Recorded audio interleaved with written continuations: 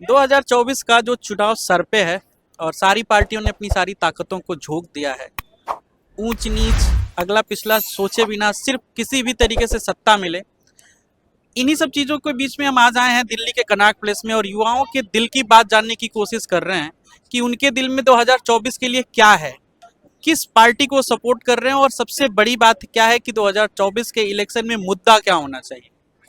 जी भैया जी, सबसे पहले आप बताइए कि इलेक्शन का मुद्दा आपके लिए क्या है। मुद्दा मेरे लिए भारत का विकास ही है कि भारत का विकास किन किन चीज़ों से हम ऊपर बढ़ सकता है, किन किन चीज़ों से अभी नीचे जा रहा है। तो मुद्दा यही है कि इंडिया डेवलप्ड होना चाहिए, अच्छे से होना चाहिए, और जो जो बाधाएं आ रही है उसमें उन पे काम करना चाहिए भारत सरकार को। तो जैसे कि बहुत सारे ऐसे मुद्दे हैं जहाँ पे सरकार अच्छी तरीके से स्टेप भी ले रही है, कुछ ऐसे मुद्दे भी हैं जहाँ सरकार की स्टेप थोड़े से नेगेटिव भी जाते हैं। तो आप किन मुद्दों पे देखना चाहते हैं कि सरकार का कोई अच्छा स्टेप हो। मेन तो एक तो ये क्राउड बहुत ज़्यादा हो रहा है, पॉपुलेशन बहुत ज़्यादा हो रही है, इस पे देखना चाहिए सरकार को। दूसरा, जो भी पब्लिक ट्रांसपोर्ट अच्छा होना चाहिए, ताकि लोग जो अब हर हर कोई अपनी अपनी गाड़ियां ले रहा है, जिस वजह से क्या हो रहा है, बहुत ज़्यादा ट्रैफिक हो रहा है। तो पब्लिक ट्रांसपोर्ट को बहुत ज़्यादा बढ़ावा देना चाहिए सरकार को। मेरे लिए जो सबसे मेन मुद्दा है वो एजुकेशन है। उसके बाद हेल्थ आता है, इंफ्रास्ट्रक्चर। ये सारी सबसे मेन मुद्दों में। जैसे एजुकेशन में सरकार ने एक नया एजुकेशन पॉलिसी लेके आई है। अब हेल्थ की बात कर रहे हैं तो बीजेपी गवर्नमेंट जो है वो या केंद्र की गवर्नमेंट है, 5 लाख तक सिक्योरिटी जो दे रही है, इंश्योरेंस जो दे रही है गरीबों के लिए, चाहे वो प्राइवेट सेक्टर के हॉस्पिटल्स हों या गवर्नमेंट सेक्टर को हों। और रही बात आप जो कह रहे हैं इंफ्रास्ट्रक्चर की, तो इंफ्रास्ट्रक्चर में मुझे लग रहा है कि काफ़ी ज़्यादा विकास करने की कोशिश सरकार कर रही है। आपका इस पे अगर जो कोई ऐसा ओपिनियन है तो रखिए। चूँकि मैं बहुत ही पिछड़े जगह से आता हूँ, बिहार से आता हूँ। मैं बिहार से हूँ। तो बिहार में अभी बहुत ज़्यादा डेवलपमेंट की गुंजाइश है। और स्पेशली जो रिमोट एरियाज़ हैं, मतलब मैं ये बोलूँ कि गांव के इलाकों में एजुकेशन अभी भी उतनी बहुत अच्छी हुई नहीं है सरकारी स्कूल में। और हेल्थ की भी मैं बात करूँ तो हेल्थ की उतनी अच्छी व्यवस्था अभी तक वहाँ तक पहुँची नहीं है। तो मेरा मेन मुद्दा यही है, हेल्थ एंड एजुकेशन। जो मेरा तो कई सारे मुद्दे हैं। पहला तो रोज़गार है, शिक्षा है, ठीक है, और व्यापार का भी है, जिसमें सब कुछ बढ़ावा देना चाहिए थोड़ा बहुत सरकार को। और सबसे पहली बात तो मैं अभी जो कह रहा था आपसे कि शिक्षा के बारे में, अभी जैसे भैया बोल रहे थे बिहार, और मैं भी उत्तर प्रदेश से हूँ। और अभी कहीं भी मतलब हमारे यूपी में और बिहार में अभी जातिवाद बहुत ज़्यादा है, जिसपे कहीं कहीं स्कूलों में जातिवाद चलता रहता है कि मास्टर बच्चों को सही से शिक्षा नहीं देते हैं, जहाँ जातिवाद दिखाते हैं। वो चीज़ ख़त्म होना चाहिए। और बाकी रोज़गार है, थोड़ा सरकार को रोज़गार में ध्यान देना चाहिए कि युवाओं को थोड़ा रोज़गार कम मिल रहा है अभी, ठीक है, मौके पे। और फिलहाल जैसे कि अभी प्राइवेटाइजेशन बहुत ज़्यादा हुआ है, तो उसमें भी अगर युवाओं को अगर सही से मौका दिया जाए तो ठीक है, लेकिन उसमें भी मौका नहीं मिल पा रहा है। क्योंकि कहीं भी अब जाओ तो फिर लगभग लगभग कि जहाँ प्राइवेट भी सेक्टर जो है वहाँ पे पैसे मांगते हैं, नौकरी के लिए हमें नौकरी के लिए पैसे देना पड़ता है। ये चीज़ खत्म होना चाहिए, इस पर सरकार सख्त सख्त कदम उठाए।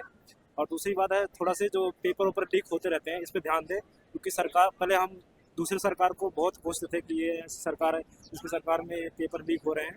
वर्तमान सरकार जो है उससे हमारा अनुरोध है कि आप थोड़ा इस पर ध्यान दें कि पेपर ऊपर लीक ना हो और युवाओं का भविष्य ना खराब हो। क्योंकि भाई एक कोई भी व्यक्ति जो तैयारी कर रहा है तो कम से कम एक पेपर पास करने के लिए उसको कम से कम साल भर का मेहनत देना पड़ता है उसमें।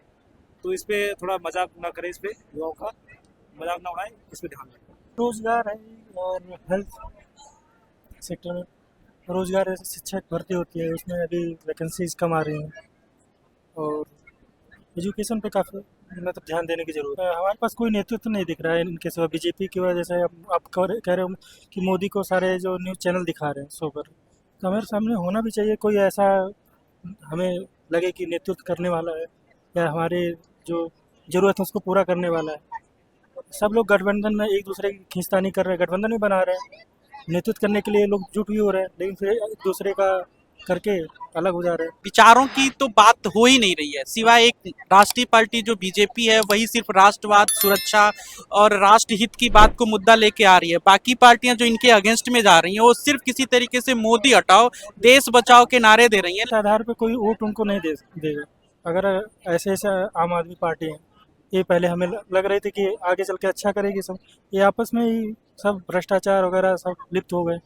और कोई ऐसा दिख नहीं रहा कि हम और किसको वोट दें। तो हम ये सोचते हैं कि अच्छा बुरा से जो कम बुरा है उसको वोट दें, तो यही हमारे दिमाग में होता है।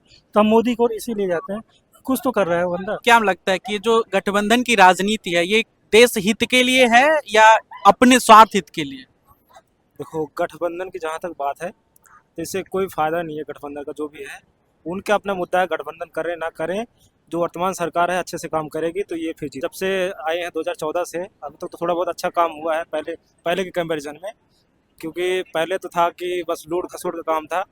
फिलहाल इस सरकार में भी ऐसे नहीं है कि कोई भी सरकार साफ सुथरी नहीं होती है, इस सरकार में भी है लूट खसोट, लेकिन काम जो है थोड़ा अच्छा हुआ है। मोदी जी ने जो बोला है कि आने वाला जो उनका तीसरा कार्यकाल होगा वो बड़े कड़े फैसले लेने वाला होगा, तो क्या लगता है ये युवाओं के हित में होगा या राष्ट्र हित ही सर्वोपरि होगा?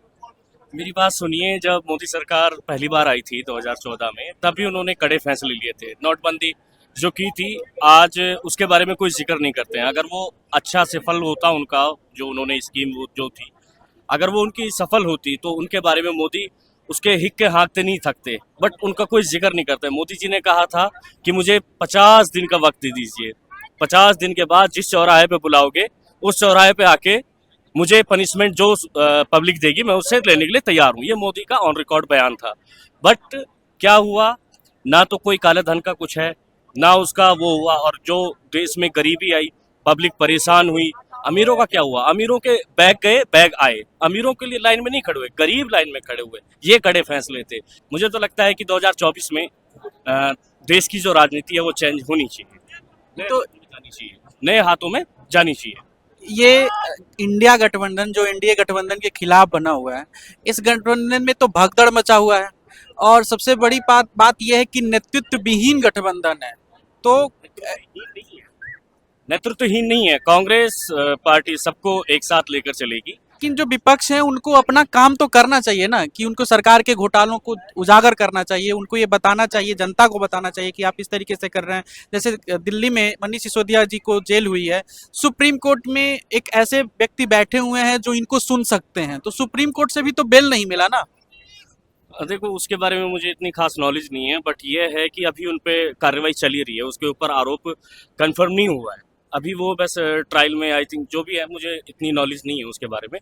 पर अब लेकिन जब से हम देख रहे हैं राहुल गांधी 2019 के चुनाव के बाद लगातार पब्लिक के बीच में जा रहे हैं, हर मुद्दे को ऊपर ला रहे हैं। अभी अडानी घोटाले वाले, राफेल घोटाले वाला जो मामला कितना हाईलाइट हुआ था, उसमें सबको पता है, आंखों देखी खुली वो थी। और भी बहुत सारी चीजें हैं जो राहुल गांधी ने आगे अब लाई हैं, जो उन्हें पहले से उन चीजों में एक्टिव होना था, वो थोड़ा लेट हुए। आपको क्या लगता है कि जो भाई कह रहे हैं वो सही है? बहुत सारे मुद्दों पे मैं सहमत करता हूँ भाई से। बहुत सी बातें इन्होंने बताई, नॉलेज इनके पास अच्छा है, इन्होंने अच्छी बातें बताई। जैसे कि इन्होंने ये बोला कि राहुल गांधी को काफी पहले आ जाना चाहिए।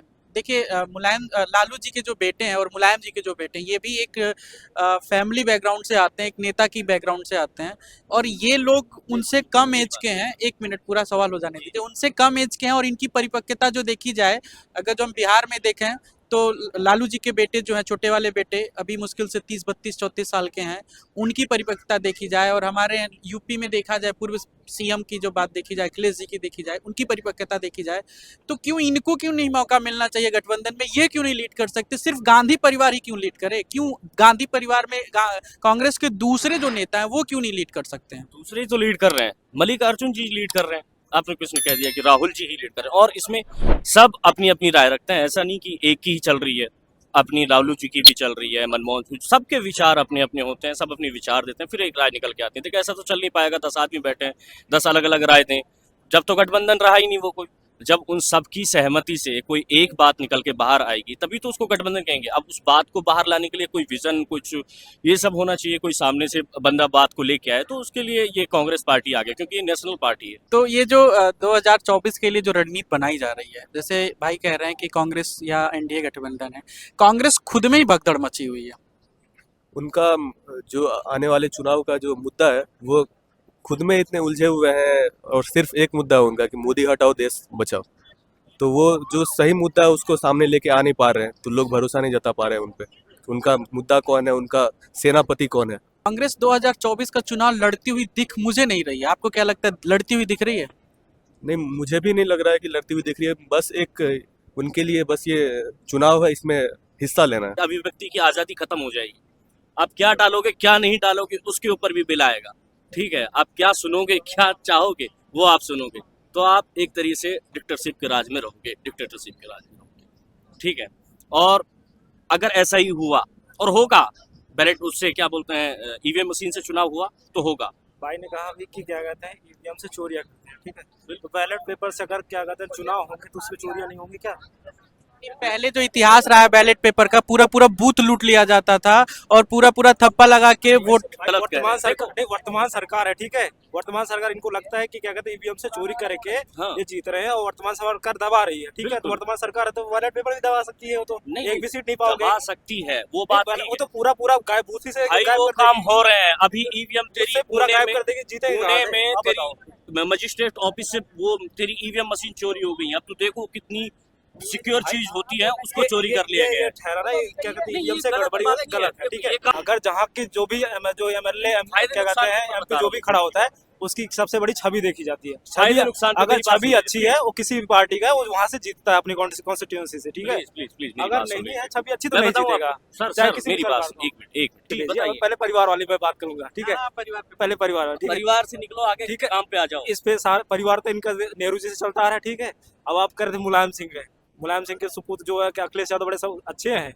मैं ये नहीं बोला, मेरा मेरा प्रश्न ये नहीं था। मेरा प्रश्न ये था कि वो परिपक्व नेता हो चुके हैं और राहुल जी में अभी परिपक्वता आनी बाकी है। बात सुनिए, अगर वो इतने कैपेबल होते तो योगी जी नहीं आते, ठीक है। योगी जी नहीं आते, अखिलेश जी ही रहते। अखिलेश जी में वो काबिलियत नहीं दिखी, इसलिए जनता ने उनको लात मार के भगा दिया और इसलिए योगी जी आए, ठीक है। किसको लाना है किसको और नहीं लाना। योगी जी दोबारा भी आए। अगर दोबारा भी तो मौका मिला था अखिलेश जी को आने का, उनपे काबिलियत नहीं थी क्या? मिला था ना मौका। दिल्ली यूपी के लौंडे हैं साथ साथ चलेगी, कुछ ऐसा नारा था उनका, कांग्रेस का गठबंधन था। अरे तो वो तो क्या कहते हैं साइकिल पंक्चर हो गई, हाथ से हट गया वहां से, और क्या चाहिए। ये हुआ, काबिलियत नहीं थी इनके अंदर में आने के लिए। आ जाते हैं, किसने मना किया था? चलो कोई बात, मेरी और बात फिर सुनिए। भाई आप क्या बात कर रहे हैं? आप व्हाट्सएप यूनिवर्सिटी के बारे में बात नहीं करेंगे, आप इन गोदी मीडिया के बारे में बात नहीं करेंगे। गोदी मीडिया आपको ऐसी गोदी मीडिया हो चुकी है, आपको आज महंगाई के भी फायदे बता देगी। आप आज आपको बेरोजगारी के भी फायदे बता देगी। आपने रवि जी का नाम सुना है? बहुत सुना है, बिल्कुल। आपने अंजुम जी का नाम सुना है? अजीत अंजुम भी सुना है जी। आपने उन सारे लेफ्टिस्ट मीडिया का नाम सुना है जो आजकल यूट्यूब पे चल रहे हैं? जी जी, मैंने लेफ्टिस्ट नहीं राइटिस्ट का भी सुना है। मैंने दोनों को देखा है। ऐसा नहीं कि मैं एक ही तरफ का देखता हूँ और एक तरफ। सिर्फ आप टीवी चैनल को मीडिया क्यों मान रहे हैं? आपको पता है सबसे ज्यादा यूट्यूब पे जो लोग आते हैं सबसे ज्यादा मैं आते एक हैं। बात बताऊं आपको, आजकल आपको सच्चाई ही यूट्यूब पे मिलेगी। आप काबिल पत्रकार को देख रहे हैं, आप जैसे भाई बहुत हैं यूट्यूब पे जो ग्राउंड रिपोर्टिंग करते हैं, जो ग्राउंड लेवल की रिपोर्टिंग यूट्यूब पे डालते हैं, जिनको आप सुनो समझो और फिर उसमें देखो कि आप क्या देखना चाह रहे हो, कि मोदी की तरफ क्या बातें निकल के आई हैं, कांग्रेस की तरफ से क्या बातें निकल के आई हैं। और लेकिन आप अगर टीवी देखोगे तो सिर्फ मोदी मोदी की तरफ से देखोगे। नमस्कार जी सर जी। अरे बड़ी देर से सुन रहा था, मैंने सोचा मैं भी आके थोड़ा देर के भाई से जानकारी लूँ। तो आप बोल रहे थे कि कुछ इनवाइट वगैरह नहीं किया वो संसद भवन में। हिमाचल प्रदेश का शायद संसद भवन था, एग्जैक्टली स्टेट का नाम हो सकता है इधर उधर हो। विधानसभा विधानसभा, हाँ। सोनिया गांधी उस समय सिर्फ कांग्रेस अध्यक्ष थी। देश के प्रधानमंत्री कौन थे? मनमोहन सिंह। वहाँ के मुख्यमंत्री कौन थे? सोनिया गांधी जो है किस पोजीशन के तहत वहां गई थी विधानसभा का उद्घाटन अच्छा करने? एक मिनट मेरी बात सुनिए। अब सोनिया गांधी ने ऐसा किया तो बीजेपी भी ऐसा ही करे। नहीं, ये आप अभी बताओ। आप ये बताइए कि ये किस मतलब हुआ। हैसियत से गई थी, ये मैं नहीं, ये हैसियत पूछ रहा हूँ। छोड़ो। आप अगर जख्मों को कुरेदते रहोगे तो वो कभी हील नहीं नहीं, होंगे। बात अब फिर अब जख्मों पे नहीं आया, आप नहीं, उसको नहीं, डिफेंड मैं एक पहले बात उसको कहता हूँ, डिफेंड तो बात- कीजिए कि बात- क्यों? मेरी बात सुनिए। आप कहते हैं कि ऐसा हुआ वैसा हुआ ये हुआ वो हुआ, तो आपके हिसाब से वो सही हुआ, तो अब हो रहा है तो होना चाहिए, ऐसा ही कंटिन्यू होना चाहिए क्या ये सब? देखिए, आपको लगता है नहीं चीजें खत्म होनी चाहिए? आप तब पहले प्रोटोकॉल जैसा कि बता रहे थे कि प्रोटोकॉल होता है राष्ट्रपति का कुछ संसद में कहाँ जा सकते हैं और कहाँ नहीं जा सकते हैं, नहीं, ठीक है। संसद में मुझे नहीं लगता कि ऐसा कोई प्रोटोकॉल होता होगा। और देखो राष्ट्रपति जी राष्ट्रपति हैं बट उनका भी धर्म है, हाँ। वो भी एक धर्म से हिंदू हैं, ठीक है, सनातनी है। उनका भी जैसे प्रधानमंत्री जी हैं तो सबके ही, ऐसे नहीं कि वो सिर्फ हिंदुओं के, मुसलमानों की भी हैं। भाई नहीं, तो अगर वो ये राम मंदिर पे ड्रॉ- जा रहे हैं तो अपनी धर्म की वजह से नहीं है, ना कि प्रधानमंत्री बन के नहीं, गए। तो आप राष्ट्रपति, बताओ मुझे, वो प्रधानमंत्री बन के गए या फिर हाँ, इंसान बन के गए? ठीक है, अब मेरे को कंप्लीट करनी चाहिए। राष्ट्रपति राष्ट्रपत्नी बोला जाता है तब उनके सम्मान याद नहीं आता है। कांग्रेस के बड़े नेता है अधीर रंजन चौधरी, क्या बोला था उन्होंने? विपक्ष के नेता रहे हैं उस समय जब बोल रहे थे। हाँ, अधीर रंजन चौधरी ने बोला कि राष्ट्रपत्नी करके संबोधित किया था, तब नहीं था किसी आदिवासी महिला का सम्मान। उस समय ध्यान में नहीं था कि पिछड़ों का सम्मान करना चाहिए, महिला का सम्मान करना चाहिए। नहीं, अगर ऐसा कुछ बोला है, देखो ऐसे तो मोदी जी से भी बेटी बचाओ बेटी पटाओ का नारा निकल गया था, ठीक है। ये अब एक वो के बोलने बदले वाली दूसरा बात है, option कुछ रख रहे हैं, दूर आप से जवाब निकल नहीं दे जाए, रहे। ये या फिर गलती कोई को छुपाने स्पीच के में लिए कुछ दूसरे की नहीं, गलती highlight गलती नहीं कर रहे छुपा रहा हूँ, कोई स्पीच में प्रॉब्लम हो, अब वही वाली बात है ना, नहीं, ये हट स्पीच पड़ा में जाता है प्रॉब्लम केवल। नहीं है, ये स्पीच में प्रॉब्लम नहीं है। अगर ये बोला जाता है कि ये सनातनी अगर दोबारा प्रधानमंत्री बनते हैं मोदी तो ये सनातनी देश पे राज करेंगे, ये लैक ऑफ स्पीच नहीं है, टंग स्लिप नहीं है, ये जानबूझ। किसने आपके खड़गे ने नहीं बोला? खड़गे जी ने हाँ, नहीं, ऐसा तो आपको नहीं पता है कर्नाटक के जो सिद्धरमैया जो हाँ, हाँ, है उन्होंने क्या बोला, और स्टालिन जो है उन्होंने क्या बोला सनातन धर्म के लिए, कि सनातन धर्म एक तरीके से कीड़े के समान है, कीड़े मकोड़ों की तरह इनको खत्म कर। उन्होंने कहा था, मैंने भी सुना था, वो कहा तो गलत था जो भी कहा था, पर मुझे एग्जैक्ट उसके बारे में पता भी नहीं है। लेकिन मैं तुम्हें बता दूं कि कोई वो थी मुस्लिम पार्टी थी वही की, वो भी इस तरह की बयानबाजी वगैरह करती थी, लेकिन आज वो मोदी जी के साथ गठबंधन में चल रही है। इसी तरह की बयानबाजी मेरा एक सीधा सा सिद्धांत है, 2 बार मौका मिला, 2 बार सरकार नहीं मिली बनी, तीसरा मौका मिल रहा है, अब बना लो सरकार आप। सीधी सी बात है, भाई कोई देखो, अच्छा, आप सरकार कोशिश बना तो रहे हो नहीं पूरी बना रहे हो ये अब बताओ। सीधी सी बात है जी, भाई, जरूर। ना के ऊपर ना तो थोपना है। जातिवाद ना धर्म का कोई अच्छा, ईवीएम फंडा, के ऊपर ठीक थोपना है। और थोपना अगर नहीं ईवीएम का है, भी मुद्दा, अगर ईवीएम का भी थोपना मुद्दा तो नहीं है, बता देना थोपना नहीं है, भाई। तीसरा थोपने मौका वाली मिल बात रहा नहीं है। मिल रहा आपको भी पता है देश में तीसरा क्या मौका। चल रहा है, किसान सारे कटे हुए हैं अच्छा, एक बीजेपी चीज और से, आप बोल रहे थे भाई कि फिर भी गवर्नमेंट कैसे बन रही है? किसान सर इसी चैनल पे किसानों के लिए हम लोग हरियाणा में जाके सर्वे किए थे, किसानों का है, एक बार इसी चैनल पे वीडियो वो भी देख लीजिएगा कि किसान किस तरीके से कटे हुए अच्छा, हैं। अभी सुनिए, आप बोल रहे थे कि ईवीएम की वजह से जो है वो सत्ता में आती है। इन्होंने भी बोला कि हिमाचल, बाकी जो केरला और बाकी जगहों पे जो कांग्रेस की सरकार है वहाँ कैसे, या दिल्ली में कैसे, तो आपने बोला कि ऐसे ऐसे बांट दिया जाता है। तानाशाही की भी बात आपने कही थी, तो तानाशाह अगर इंसान है तो सिर्फ 5 से 6 राज्यों में अकेले के दम पे सरकार नहीं होती। 30-31 राज्य केंद्र शासित और सबको लेके सिर्फ 5 स्टेट में या 6 में बीजेपी की अपनी सरकार है, मतलब 20% में भी नहीं है। अगर ईवीएम इनके हाथ में होता तो ये दिखावे का जो परसेंटेज है वो एटलीस्ट 70% तो होता। कम से कम 20-25 राज्यों में तो अपनी सरकार बना देते। हाँ, 5 ही राज्यों में 6 सरकार राज्यों में सर्च करो एक बार, बीजेपी की जो है 20 से 22% राज्यों में ही गठबंधन से होगी ना, और राज्यों में। अकेले के, तो गठबंधन की जरूरत क्या होती जब ईवीएम इनके पास होता है? गठबंधन वो वाली बात अलग है, देखो दिखाने के लिए भी तो कुछ चाहिए ना, कितना खाने के दांत अलग, मेरा एक दिखाने के दांत मेरा एक अलग। सवाल है हाँ जी। आपसे कि अगर आप जो कह रहे हैं कि बीजेपी डिक्टेटरशिप लेके आ रही है, तानाशाही लेके आ रही है, आपको पता है कि ये लोकसभा और राज्यसभा में संविधान परिवर्तन करने के लिए 2/3 मेजोरिटी चाहिए। अगर ऐसा है तो स्टेट दक्षिण भारत में भी जीत जाए, वो उत्तर भारत में जीती रहे हैं, पूर्व भारत में जीती रहे हैं, पश्चिम भारत में जीती रहे हैं, पूरे भारत में जीत जाते और वो 2/3 मेजोरिटी ला के संविधान ही बदल देते और सिंगल पार्टी कर सकते थे उनके साथ। तो ऐसा भी ऑप्शन है 10 साल का। भाई एकदम से सारा काम कर दिया ना तो हड़कम मच जाए। नहीं, एकदम से क्या मतलब 5 साल एक बार रहे, 5 साल एक बार रहे। चल रहा है प्रोसेस, आपको लग नहीं रहा है प्रोसेस चल रहा है? हर साल, हर 5 साल में कुछ ना कुछ बनता है, हर साल, हर 5 साल में कुछ ना कुछ उसकी तरफ हम चलते हैं, तानाशाही की ऐसा तरफ। और कानून आया जो लगा कि तानाशाह का ये कानून आया है? कानून ऐसा, जैसे आपको अभी कुछ साल, अगर 2024 का चुनाव अगर बीजेपी जीतती है तो आपके ऊपर भी कानून आने वाला है। भविष्य नहीं, उनका खुद का गैजेट, 10 साल का गैजेट आया है जिसमें खुद उनकी जो आने वाले नेक्स्ट अपकमिंग कानून या संशोधन होते हैं वो उसमें लिखे होते हैं, ठीक है। तो ये गैजेट में ही है कि क्या कानून आने वाले हैं, क्या हम 2025 के बाद दो एक कानून बता दीजिए जो आने वाले हैं। कुछ बता, गैजेट नहीं, गैजेट ऑफिशियल होता है, गैजेट शिक्षा कर रहे थे ना, ये सारी जानकारी आप कहाँ से निकाल रहे हो वो पहले बताइए, कुछ है प्रूफ ऐसा? एक मिनट सर एक मिनट। गैजेट होता है सरकार का ऑफिशियल डॉक्यूमेंट होता है, वो निकलता है, वो आफ्टर कानून बनने के बाद निकलता है। ये किसी पहले भी आता है। कानून से पहले वो दूसरी चीज होती है, ठीक है। आप एक बात बताइए कि सरकार जो भी अभी जैसे मैं आपसे पूछ रहा हूँ कि कौन कौन से आपको पता है, जब आप कह रहे हो कि आपको पता है, तो कौन कौन से ऐसे कानून हैं जो देश के खिलाफ हैं, डिक्टेटरशिप के साथ हैं? डिक्टेटरशिप के खिलाफ ये 3 कानून आए थे किसानों के।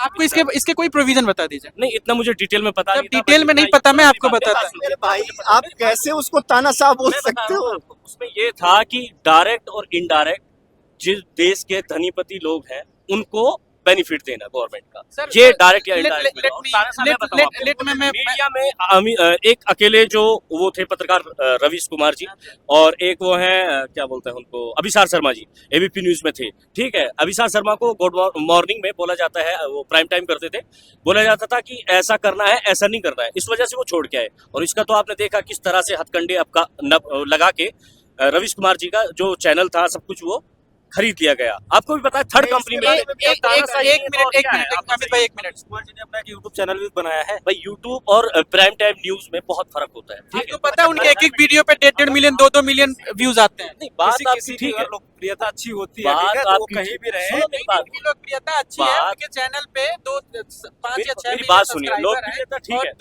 2 मिलियन 3 मिलियन व्यूज आते हैं। अच्छा, मोदी मीडिया के साथ कोई निष्पक्ष मीडिया का नाम बताइए, बस मैं ये पूछना चाहूंगा मोदी आपसे। मीडिया के साथ निष्पक्ष मीडिया इसके अलावा आपने सबको बोला गोदी मीडिया, जो निष्पक्ष पत्रकारिता करता हो उसका नाम बताइए, चाहे यूट्यूब से हो या चैनल से, कहीं से भी। रवीश कुमार जी हैं, अभिसार शर्मा है, अजीत अंजुम जी हैं, और 4-5 और है, ध्रुव राठी हैं, जो एकदम फैक्टों पे बात करते चलिए, हैं। एक question ध्रुव और। राठी अभी trending में भी रहे थे। अभी जो संदेश खली चल रहा है कोलकाता में, संदेश खाली हाँ, पता आपको नहीं पता संदेश खाली के बारे में आपको पता है? बढ़िया है। रवीश कुमार ने आपको जानकारी नहीं थी ना, नहीं, मुझे उसके मैं आपको बता देता हूँ। इसलिए नहीं थी सर, क्योंकि ममता बनर्जी के समय में वहाँ पे हिंदू महिलाओं का उत्पीड़न एक मुस्लिम ने किया है, इसलिए नहीं दिया। निष्पक्षता कहाँ से है? आपको वही जानकारी दी जा रही है जो आपके मतलब की है। आप समझो बात को, आपको वही जानकारी दी जा रही है। आपने किसको फॉलो कर रखा है? रवीश कुमार, अजीत अंजुम, ध्रुव राठी। तो ये गलत नहीं, गलत नहीं है सर। नहीं, गलत नहीं बोल रहे हैं।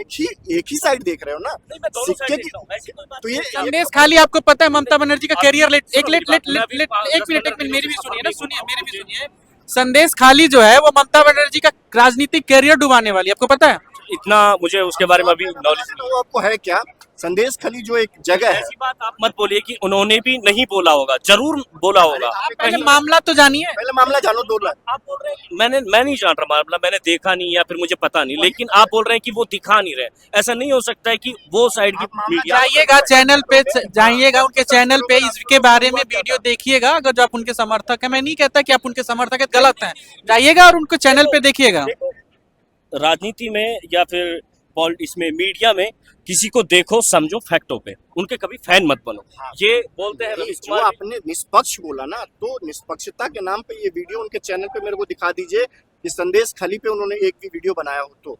और जहां तक मैटर की बात है, संदेश खली जो जगह है कोलकाता का, वहां की जितनी भी महिलाएं हैं, टीएमसी का एक नेता है, नेता कम गुंडा है, ठीक है, उसने पूरे जितना वो कस्बा है ना, सबके घर घर की महिलाओं के साथ उसने गलत व्यवहार किया है, दुष्कर्म किया, और हर रात हर दिन किसी को भी बोल देता था, उठा के ले जाता बंदा भेजता था, अपना कार्यकर्ता भेजता था, और महिलाएं, सुंदर महिलाओं को बोलता था कि ये आप तो देखो गलत- आप गलत- आओ ये और सुनो उनके साथ मेरी बात, गलत मेरी हुआ। बात सुनो। ये चाहे कांग्रेस में हो या फिर ममता जी के राज में हो या फिर अदर किसी बीजेपी की पार्टी में हो, ये सब जगह गलत है, ये गलत नहीं है। होना चाहिए। गलत है ना? नहीं, ये अगर उधर हो रहा है तो बीजेपी में भी नहीं, कहीं भी नहीं होना चाहिए, सब जगह से खत्म। अगर आप और बीजेपी की बात नहीं कर सुनो मेरी रहा, बात, अगर आप उधर की बात कर रहे हैं तो इधर की भी बात हाँ, कीजिए। मैं इसमें जो किसी उन्होंने पॉलिटिकल पार्टी की बात नहीं कर रहा, हाँ। मैं ये बोल रहा हूँ कि जब ऐसी पॉलिटिकल घटना, से रिलेटेड पर्सन है हाँ, जिनकी आप बात कर रहे हैं। जब ये घटना घटी है, तो आपके अजीत अंजुम, रवीश कुमार, ध्रुव राठी ने एक भी वीडियो क्यों नहीं किया? ये जवाब चाहिए मेरे को। किया होगा, मैंने देखा नहीं है। नहीं, देखिएगा ना, देखिए ना, आप देखिएगा ना, नहीं किया है। ढूंढूंगा यहाँ भाई पे। हम लोग भी यूट्यूबर है, हम लोग भी इनको फॉलो करते हैं, हम लोग दोनों तरफ की मीडिया को फॉलो करते हैं, क्योंकि हम लोग निष्पक्ष हैं। हमें किस कितना टाइम हुआ इस बात को, जिस बात को आपको अरे सर, ट्रेंडिंग में चल रहा है, आप पता करिए। अभी वो शेख अरेस्ट हुआ है 2 दिन पहले, अगली वीडियो हमारी इस पे आ रही है कि डाउनफॉल है इनका, ममता बनर्जी का। नहीं, फिर तो गलत बात है, होगी यार ऐसी आप तो आप रवीश कुमार को बोलिए कि निष्पक्ष नहीं है। उन्होंने बोला होगा यार, ऐसे हो मैं नहीं बोल सकता। रहा हूँ, चाहे वो चैनल कहीं पे भी आप बोले। जाके वीडियो देख लो, नहीं है, अभी आप चैनल सर्च करके देख सकते हो, वो और इस चीज को सुनो मेरी एक्सेप्ट बात। करो कि वो एक तरफ की मैं बात ना- करते हैं। मैं एक नीतीश करके कोई चैनल बना है, वो दोनों तरफ की बातें बताता नीतीश है। राजपूत। नीतीश राजपूत हाँ। है, ठीक है।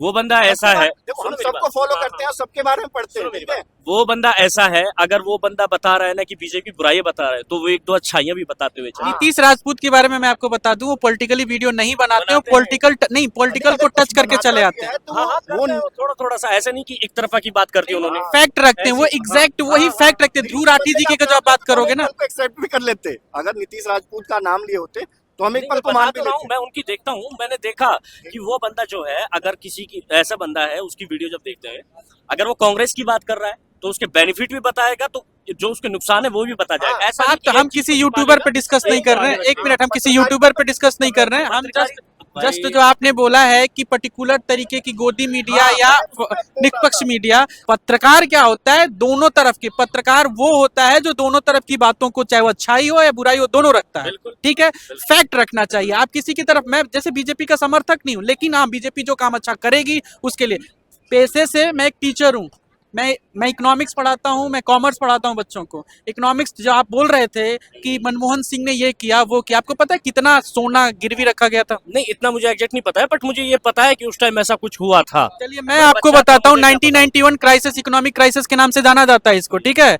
उस समय में 1000 टन सोना वर्ल्ड बैंक को नहीं दिया गया था, ब्रिटेन के, इंग्लैंड के बैंक को गिरवी रखा गया था, आपको पता है। और देश को बताया ही नहीं गया बिना संसद। दूसरी चीज आपको मैं बताता हूँ, बताते तो हड़कंप नहीं होता देश में, नहीं, कुछ क्यों? बातें ऐसी भी होती हैं जो डिसीजन खुद ही लेने होते हैं। बस इसी चीज को, राफेल के बारे में भी बात कर रहा हूँ। सुप्रीम कोर्ट का ये फैसला है कि कुछ ऐसी चीजें हैं जो जनता के सामने नहीं रख सकते। नहीं, ऐसी कोई बात नहीं हो सकती। जो चीज 1000 में हमें मिल रही है, हमें क्या जरूरत पड़ेगी? वही उसकी चीज खुद मैं से आपसे आजाद कह रहा होगी। हूँ ना, यही चीज थोड़ी देर। आपको राफेल में क्या क्या चीजें लगाई गई हैं सबको नहीं बता सकते ना। आपको पता है डील देश का सोना रखते अच्छा, वक्त सुनो मेरी बात, पीएम केयर फंड में उसको क्यों नहीं बता सकते? पब्लिक का पैसा है वो, तो उसको तो बता सकते हैं कहाँ इन्वेस्ट हो रहा है, कहाँ लग रहा है। आपको पता है, आपको आरटीआई डालिए, नहीं मानते, आरटीआई में नहीं आता है, लेकिन आप सुप्रीम कोर्ट जाइए ना, आपको खुला हुआ है। आप बताइए, आप कसाब के सुनो लिए, मेरी बात, कसाब के लिए आप रात में 3 बजे, दोपहर रात के 12 बजे 3 बजे जा सकते हैं, तो आप इसके लिए क्यों नहीं सुप्रीम कोर्ट जा सकते? सुप्रीम कोर्ट में तो जो बैठे हुए निष्पक्ष बैठे हुए ना आज के टाइम पे। सुनो, सुप्रीम कोर्ट का पहली बात तो इसमें आनी नहीं चाहिए बीच में। क्यों? पब्लिक का और पीएम का डायरेक्ट वो लिंक है। पीएम साहब को तो आना चाहिए सामने। पब्लिक का आपको doubt पता है उनको संविधान clear में, करना संविधान में एक प्रावधान है कि संविधान का अंतिम रक्षक सुप्रीम कोर्ट है। चाहिए ना। बिल्कुल बात ठीक है है ना? आपकी, वो तो बात ठीक अगर है। आपको लगता है कि लेकिन डिक्टेटरशिप हो रहा है, personal duty, सर, नहीं सुनो मेरी नहीं, बात, एक मिनट, personal अगर duty उनकी पूरी बनती बात नहीं तो है PM सर की, पहले बाकी वो पहली सबको बात तो संबोधित सुनिए। करें, इस मैं बात को माना पीएम, मेरा पीएम जो है वो डिक्टेटर है, मैं मान लिया। अब आपकी क्या ड्यूटी बनती है? आपकी ड्यूटी ये बनती है कि आप सुप्रीम कोर्ट तक जाइए, आप सड़कों पे आइए, आप सड़कों पे जनता को जागरूक। 10 साल नहीं लगते, भारतीय जनता आजकल बेवकूफ नहीं है। सुनो मेरी बात, सड़कों पे आने का नतीजा भी आप देख रहे हो। नहीं, सड़कों पे आने, देख रहे हो आप देख रहे हो। हाँ बताइए बताइए क्या है। सुनो मेरी बात, सुप्रीम कोर्ट इसने दिल्ली वो क्या बोलता है, हरियाणा पंजाब हाई कोर्ट ने कहा है कि ये किसान है, कोई आतंकवादी नहीं, जो आप इनके साथ ऐसा बिहेव कर रहे हो। क्या बिहेव कर रहे हैं? वहाँ आंसू गैस के गोले छोड़े जा रहे हैं, रबड़ बुलेट वो छोड़ी जा रही है। लेके आए हुए हैं? हाँ? वो फूल लेके आए हुए कुछ हैं? नहीं लेके आए हुए हैं। मैं वहीं से आ रहा हूँ भाई, पंजाब से आ रहा हूँ, मैं रात ही आया हूँ।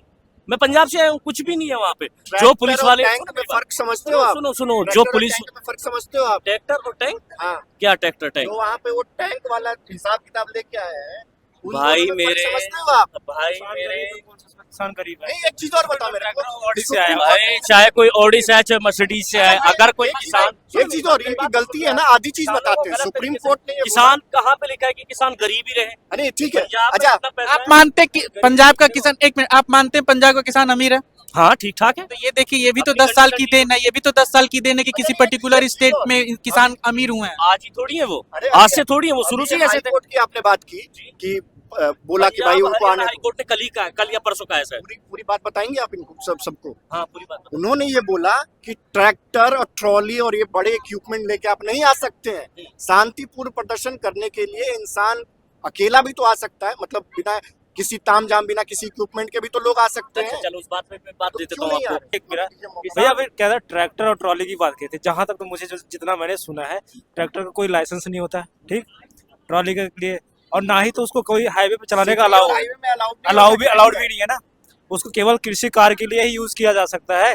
तो भाई जहाँ जिसका प्रयोग है वहीं पे रखो ना। जरूरी क्यों है तुम वहाँ पे लेके आए हो ट्रैक्टर और तो हाईवे पे पुलिस हाईवे नहीं पे आएगी। हाईवे पे जब ट्रैक्टर चलता है ना तो ब्रेक नहीं उसकी सही से नहीं लगती है और कोई दुर्घटना घट जाती है तो उससे क्या कहते हैं हाईवे पे और सबसे पहले सिटीज में अलाउड ही नहीं है। अलाउड है भी नहीं। अच्छा, और कोई इसलिए दुर्घटना घटना उनको हो वहाँ पे जाती है रोका तो हुआ है, उसका कील लगा जिम्मेदार लगा होगा के। ये। बिल्कुल। इसलिए रोका हुआ है। अच्छा, दूसरी चीज ये दूसरी कि वो चीज अलाउड है इसलिए उनको रोका हुआ। आपको ये लग रहा है कि यार किसान- दिल्ली में आके किसान के सरकार घर की से- तख्ता पलटी कर देंगे किसान, किसान ये हो के ये घर इसलिए से आप कर रहे हैं। रिलेट करते हो किसान के घर हाँ से? बिल्कुल। शाम को ना अगर खाना मिल रहा है तो सुबह में कौन सी सब्जी बनेगी ये सोचना पड़ता है। बिल्कुल। और खेतों में जो हो वो तोड़ के आ जाता है, अगर नहीं है तो सिर्फ आलू की सब्जी मिक्स करके बन जाती है। चटनी से भी खाते हाँ, हैं बहुत होता है लोग। ना ये किसान को। कौन सा किसान एक साल का राशन लेके चलता है?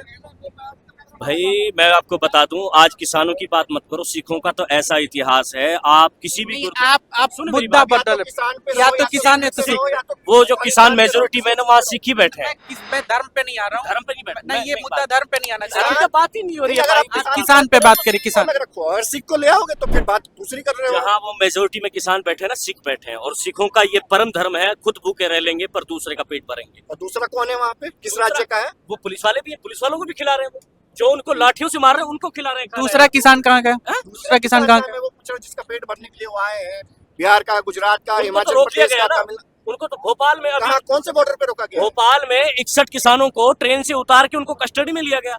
मुद्दा ये बता रहे हैं कि ये किसान जो बैठे हुए हैं, जो किसान बैठे हुए हैं, यही एक किसान है, बाकी देश के कोई किसान नहीं है। आपको क्या लगता है कि सिर्फ यही है कि बाकी देश में कोई किसान नहीं है? पूरे देश में हमारा देश तो 75% तो खेती पे ही निर्भर है, तो कैसे नहीं है पूरे देश में किसान? पूरे देश में है। तो ये रही युवाओं के दिल की बातें और इनके विचार आप तक हैं। आप भी अपने विचार कमेंट में लिखिएगा। चैनल को लाइक और सब्सक्राइब करेगा। धन्यवाद।